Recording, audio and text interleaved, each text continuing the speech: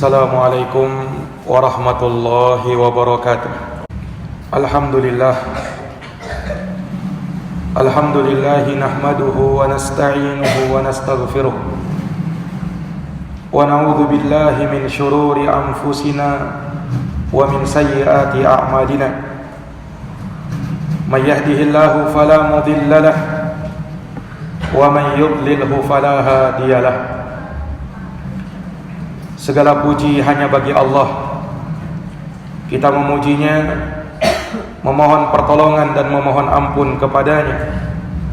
Kita berlindung kepada Allah dari kejelekan jiwa-jiwa kita dan dari keburukan amal perbuatan kita. Barang siapa yang diberi petunjuk oleh Allah, maka tiada seorang pun yang bisa menyesatkannya. Dan barang siapa yang disesatkan oleh Allah, maka tiada seorang pun yang bisa memberi petunjuk kepadanya. Asyhadu an la ilaha illallah wahdahu la syarikalah, lahul mulku wa lahul hamdu wa huwa ala kulli syai'in qadir. Wa asyhadu anna Muhammadan abduhu wa rasuluh wa safiyuhu wa khaliluh. Aku bersaksi bahwa tiada Tuhan yang patut disembah kecuali Allah semata. Tiada sekutu baginya. Miliknya lah segala kerajaan, pujian, dan dia maha kuasa atas segala sesuatu. Dan aku bersaksi bahwa Muhammad adalah hamba dan utusan Allah, seorang nabi yang merupakan kekasih dan pilihan Allah. Salawatu Rabbi wa salamuhu alaihi wa ala alihi wa sahbihi wa man tabi'ahum bi ihsanin ila yaumiddin. Yauma la yanfa'u malu wala banun illa man atallaha biqalbin salim. Semoga salawat dan salam senantiasa tercurahkan kepada beliau, kepada keluarga dan sahabat beliau, dan orang-orang yang senantiasa meniti jalannya sampai hari kiamat. Hari yang tiada berguna harta dan anak-anak kecuali siapa yang menghadap kepada Allah dengan hati yang selamat. Amma ba'd, faya ma'asyaral muslimin wa zumratal mu'minina rahimakumullah, usikum wa nafsiya bitaqwallah faqad fazal muttaqun. Kaum muslimin, kaum mukminin yang dirahmati dan dimuliakan oleh Allah, aku wasiatkan kepada diriku dan kepada seluruh jamaah untuk kita bertakwa kepada Allah. Sungguh amat beruntung mereka yang bertakwa kepadanya. Faqad qala Allah Ta'ala fi kitabihil karim wa huwa asdaqul qailin. Allah Ta'ala berfirman dalam kitabnya yang mulia, dan dia adalah sebenar-benarnya pembicaraan. Ya ayyuhalladzina amanu taqullaha haqqa tuqatihi wa la tamutunna illa wa antum muslimun. Wahai orang-orang yang beriman, bertakwalah kalian kepada Allah dengan sebenar-benarnya ketakwaan, dan jangan kalian mati kecuali di atas keislaman. Sadaqallahul azim. Maha benar Allah dengan segala firman-Nya. Ma'asyaral muslimin, sidang jamaah Jumat yang dirahmati oleh Allah. Salah satu fenomena yang terjadi di akhir zaman adalah minimnya kesadaran mereka akan perbuatan dosa dan pelanggaran-pelanggaran terhadap agama. Sesungguhnya penurunan semacam ini terjadi dari zaman ke zaman. Bahkan jamaah sekalian yang dirahmati oleh Allah, tidaklah datang suatu tahun melainkan tahun yang berikutnya akan semakin parah. Benarlah apa yang dikatakan oleh sahabat Anas bin Malik radhiyallahu an. Beliau pernah berkata, la ya'ti amun illa walladhi ba'dahu syarrun min sami'tuhu min nabiyyikum sallallahu alaihi wasallam. Tidak datang suatu tahun melainkan tahun berikutnya akan lebih buruk daripada tahun sebelumnya. Aku dengarkan hal tersebut dari nabi kalian sallallahu alaihi wasallam. Beliau pernah juga berkata, innakum la ta'maluna a'malan hiya adaqu fi a'yunikum minas sya'ar wa in kunna lana'udduha ala ahdin Nabi sallallahu alaihi wasallam minal mubiqat. Sesungguhnya kalian benar-benar melakukan suatu dosa yang kalian anggap dosa itu lebih tipis dari sehelai rambut, padahal kami dahulu menganggapnya di masa Nabi SAW adalah perkara yang justru akan membinasakan kami. Jamaah yang dirahmati oleh Allah, sungguh pada hari ini sebahagian orang tidak peduli dengan harta-harta haram. Ia tidak tahu dan tidak mau tahu akan harta yang dia dapatkan, apakah dari yang halal ataukah dari yang haram. Para jamaah yang dirahmati dan dimuliakan oleh Allah, sungguh ini adalah pertanda akhir zaman. Sungguh ini adalah pertanda kiamat sudah mau tiba. Rasulullah pernah menyatakan di dalam sabdanya, la ya'tiyanna 'alan nasi zamanun la yubalil mar'u min aina akhadha mala amin halal amin haram. Sungguh kata Nabi, betul-betul akan datang suatu zaman di mana zaman tersebut seseorang tidak peduli lagi dari mana dia mendapatkan harta, apakah dari yang halal ataukah dari yang haram. Karena tuntutan kehidupan, ia pun bertindak sewenang-wenang. Ia pun tidak peduli dengan halal dan haram. Ia lupa bahwa harta yang dia dapatkan akan dipertanggungjawabkan kelak di hadapan Allah Subhanahu wa ta'ala. Rasulullah pernah menyatakan di dalam sabdanya, la tazulu qadama bani adam yaumal qiyamah hatta yus'ala an khamsin. Tidak akan bergerak kedua kaki ini pada hari kiamat sampai dia ditanya tentang 5 perkara. Salah satunya kata Nabi, wa an malihi min aina akhadha malah, wa an malihi, tentang hartanya, dari mana dia dapatkan dan kemana dia belanjakan. Allah akan mintai pertanggungjawaban dan kita harus mempersiapkan jawabannya kelak di hadapan Allah Subhanahu wa ta'ala. Sidang jamaah Jumat yang dirahmati oleh Allah, sungguh sebahagian manusia ia tidak memikirkan perkara-perkara yang seperti ini. Ia seakan memperhamba kepada harta. Ia disetir oleh hartanya. Ketika hartanya berkata tinggalkan ibadah, maka dia akan tinggalkan ibadahnya. Ketika hartanya mengharuskan ia untuk menunda salatnya, maka dia akan tunda salatnya. Maka benarlah apa yang disabdakan oleh Nabi, ta'isa abdud dinar, ta'isa abdud dirham, ta'isa abdul khamisah. Celaka hambanya dinar, celaka hambanya dirham, celaka hambanya pakaian. Ia disebutkan oleh Nabi seakan ia menjadi budak, seakan ia memperhamba kepada hartanya. Wal iyadu billah. Orang yang seperti ini tidak yakin bahwa harta itu datangnya dari Allah, rezekinya ditanggung oleh Allah. Ia menyangka bahwa segala yang ia dapatkan adalah hasil dari keringatnya sendiri. Persis seperti yang diucap oleh Qarun, qala innama utituhu ala ilmin indi. Kata Qarun, sungguh tidaklah aku dapatkan harta ini kecuali semuanya adalah dari usahaku sendiri, adalah dari hasil kerjaku sendiri. Ia lupa dengan pemberi rezeki yang sebenarnya, yaitu Allah Subhanahu wa ta'ala. Orang yang seperti ini, dia tidak peduli dengan agamanya, ia tidak mau mempelajari halal dan haram. Maka orang yang seperti ini sangat rentan terjatuh ke dalam perbuatan yang haram. Wal iyadu billah. Sidang jamaah Jumat yang dirahmati dan dimuliakan oleh Allah, sungguh sangat buruk dampak dari memakan harta yang haram. Yang harusnya seorang muslim, yang harusnya orang yang beriman mawas diri darinya, jangan sampai ia bersentuhan dengan harta yang haram. Karena sesungguhnya jamaah sekalian, bersentuhan dengan harta yang haram berarti sama saja telah mendurhakai Allah dan telah mengikuti langkah-langkah syaitan. Allah Subhanahu wa taala berfirman di dalam Al-Qur'an, "Ya ayyuhan nas, kulu mimma fil ardi halalan thayyiba wa la tattabi'u khutuwatis syaitan innahu lakum aduwwum mubin." Wahai sekalian manusia, makanlah dari harta yang halal, yang baik-baik dari apa yang ada di permukaan bumi ini, dan janganlah kamu mengikuti langkah-langkah syaitan.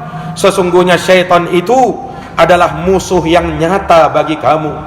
Di dalam ayat yang mulia ini Allah mengingatkan kita jamaah sekalian agar hendaknya kita menjauhkan diri dari harta yang haram. Karena barang siapa yang berani memakan harta yang haram, berarti dia telah mengikuti langkah-langkah syaitan. Inilah dampak buruk dari orang yang berani mengkonsumsi yang haram. Demikian pula hadirin yang dirahmati oleh Allah, orang yang telah mengkonsumsi yang haram berdampak dia tidak akan bersemangat melakukan amal ibadah. Dia akan malas untuk melakukan ibadah kepada Allah Subhanahu wa ta'ala. Tidak ada semangatnya untuk melakukan amal saleh, sebab dia telah berani mengkonsumsi yang haram. Maka daripada itu, ketika Allah memerintahkan kepada para rasul, "Ya ayyuhar rusul, kulu minat thayyibati wa'malu salihah." Wahai sekalian para rasul, makanlah dari harta yang baik, lalu kerjakanlah amalan-amal soleh. Ulama mengatakan bahwa harta yang halal akan menyebabkan kita semangat untuk beribadah, akan memberikan motivasi bagi kita untuk beramal soleh. Sebaliknya, harta yang haram akan menyebabkan kita malas beribadah, akan menyebabkan kita tidak bersemangat untuk melakukan amal soleh. Ini dampak buruk dari orang yang mengkonsumsi barang-barang yang haram, wal iyadu billah. Makanya ummatul Islam tidak dikenal mereka bersentuhan dengan yang haram. Mereka akan menjaga diri dari perkara-perkara yang haram, dari makanan-makanan yang haram, sebab itu bukan sifat mereka. Itu adalah sifat orang yang tak beriman, orang yang kafir kepada Allah Subhanahu wa ta'ala, sebagaimana Allah sifatkan orang-orang Yahud, wa aklihimus suhud wa labi'sa ma kanu ya'malun. Sungguh mereka orang-orang tak beriman, mereka makan yang haram, maka sangat buruk kata Allah apa yang telah mereka lakukan tersebut. Maka jamaah yang dirahmati oleh Allah Subhanahu wa ta'ala, dari dampak buruk orang yang mengkonsumsi yang haram menyebabkan ia tidak dihalalkan oleh Allah Subhanahu wa ta'ala untuk menginjakkan kakinya di dalam surga. Tempat yang pantas bagi dia adalah neraka. Rasulullah pernah mengingatkan di dalam sabdanya, ayyumalahmin nabata min haram fannaru aulalah. Daging mana saja yang tumbuh dari sesuatu yang haram, maka neraka lebih pantas bagi dirinya. Di dalam hadis yang lain Rasulullah menyatakan, inna rijalan yatakhawwaduna fi malillahi bighairi haqqin falahumun naru yaumal qiyamah. Sesungguhnya ada orang-orang yang mengambil harta yang haram tanpa jalan yang benar, maka bagi mereka neraka Allah Subhanahu wa ta'ala nanti pada hari kiamat, wal iyadu billah. Dan yang terakhir jamaah sekalian, dari dampak makan yang haram menyebabkan doamu, permintaanmu, munajatmu kepada Allah tidak lagi didengar oleh Allah Subhanahu wa ta'ala. Dan jangan harap doamu akan diijabahi oleh Allah. Dengarkan sabda Nabi sallallahu alaihi wasallam. Beliau menceritakan seseorang yang dia mengadakan perjalanan panjang, berambut kusut, masai lagi berdebu. Dia menengadahkan tangannya ke atas langit seraya berdoa, ya Rabbi, ya Rabbi, wahai Tuhan, wahai Tuhan.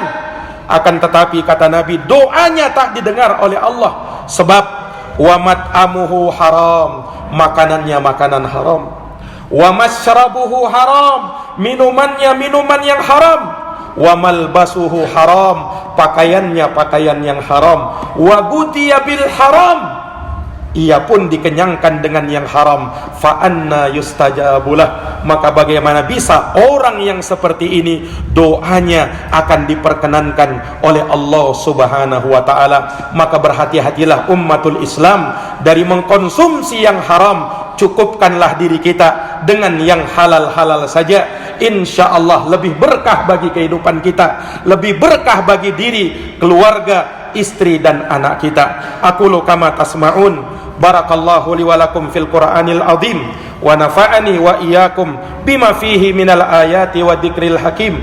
Aqulu qawli hadza wa astaghfirullah li wa lakum wa lisairil muslimina min kulli dhanbin fastaghfiruh innahu huwal ghafurur rahim.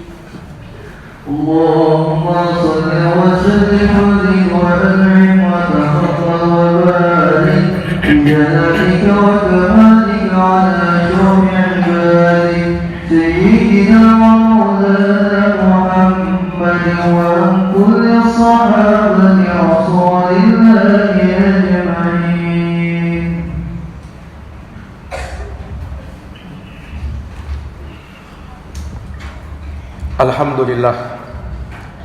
Alhamdulillahi rabbil alamin wal aqibatu lil muttaqin wala udwana illa 'alal zalimin. Asyhadu an la ilaha illallah wahdahu la syarikalah ilahul awwalin wal akhirin wa asyhadu anna Muhammadan abduhu wa rasuluhu shadiqul amin. Sallallahu alaihi wa ala alihi wa sahbihi wa man tabi'ahum bi ihsanin ila yaumiddin wa sallama tasliman katsira. Amma ba'd. Ma'asyaral muslimin, sidang jamaah Jumat yang dimuliakan oleh Allah. Solusi untuk kita keluar dari harta yang haram, pelajari agama dengan baik. Pelajari agama dengan baik, karena sesungguhnya orang yang kurang ilmunya, orang yang kurang pengetahuannya terhadap agama, orang yang kurang ketakwaannya kepada Allah, inilah yang menyebabkan ia berani bersentuhan dengan yang haram. Maka daripada itu jamaah sekalian yang dirahmati dan dimuliakan oleh Allah Subhanahu wa taala, hendaknya kita merasa cukup dengan apa yang Allah berikan kepada kita. Yang penting halal, sedikit itu halal, itu lebih baik dan lebih berkah daripada yang banyak namun tidak halal. Rasulullah pernah menyatakan di dalam sabdanya, wa may yastaghni yughnihillah, barang siapa yang merasa cukup dengan pemberian Allah, maka Allah akan berikan kecukupan kepadanya.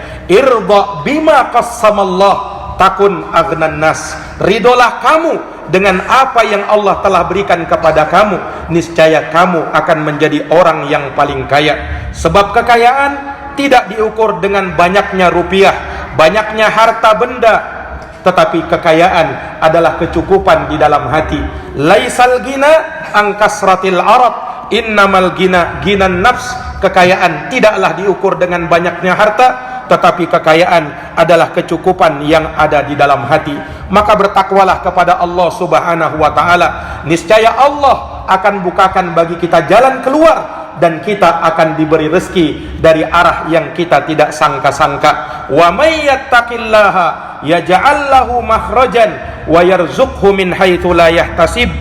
Barang siapa yang bertakwa kepada Allah, maka Allah akan adakan baginya jalan keluar, dan ia akan diberikan rezeki dari arah yang ia tidak sangka-sangka. Dan yang terakhir, jangan kau lupakan ibadah kepada Allah Subhanahu wa ta'ala. Sesibuk apapun kau mencari harta, sesibuk apapun bisnis yang kau lakukan, jangan sampai kau kesampingkan ibadah kepada Allah Subhanahu wa ta'ala. Sungguh sebagian orang di masa ini menganggap bahwa dengan ia beribadah maka jatah rezekinya dikurangi oleh Allah. Sungguh jamaah sekalian, ini pemahaman yang keliru.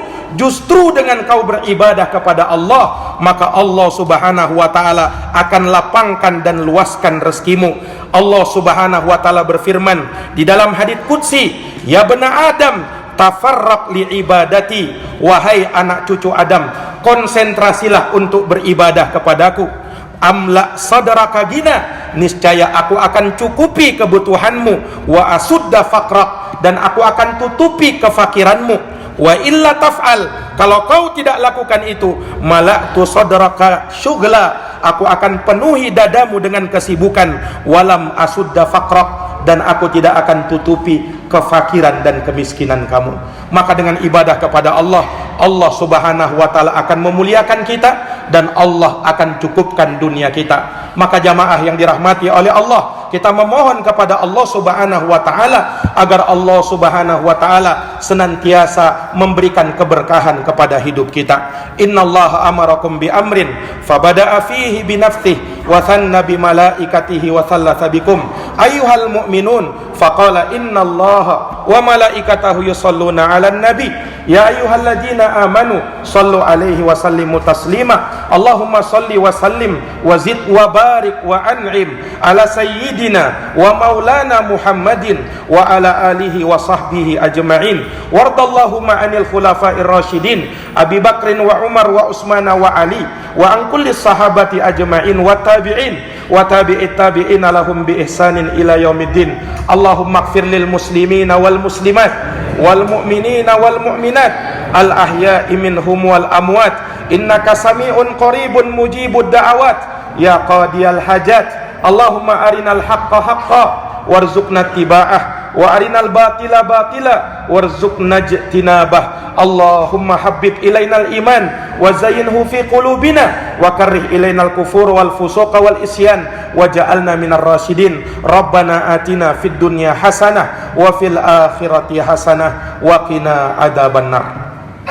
Ibadallah, innallaha ya'muru bil adli wal ihsan wa ita'i dzil qurba wa yanha 'anil fahsya wal munkar wal baghi ya'idukum la'allakum tadhakkarun. Fadhkurullahal 'azimal jalila yadhkurkum washkuruhu 'ala ni'amihi yazidukum wa la dzikrullahi akbar wallahu ya'lamu ma tasna'un. Aqimis shalah.